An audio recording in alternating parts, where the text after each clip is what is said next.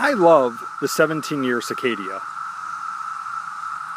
And yes, they're called cicada, not locusts.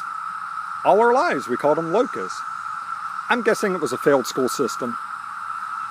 Or bad news reporters. Can't imagine that. But they're so great. They come out of the ground and they make this UFO sound. Every 1950 sci-fi movie and television show had this sound to it, didn't it? Sounds like a giant spaceship ready to land.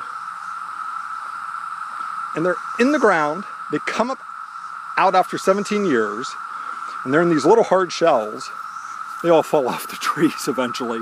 They climb up the trees, and then they fall off the trees, the little hard shells, and they're laying everywhere. Eugh. And then they bust out, and then they look like these little white creatures. And then they harden up, they turn black, and then they fly around and have like a big orgy. I like them in the cemetery, sort of like this life cycle amongst all the death. I don't know if you can see it in the video, but they're flying around everywhere. Thousands and thousands of them. It's funny, I don't remember the sound that they made. Give me a break, it was 17 years ago.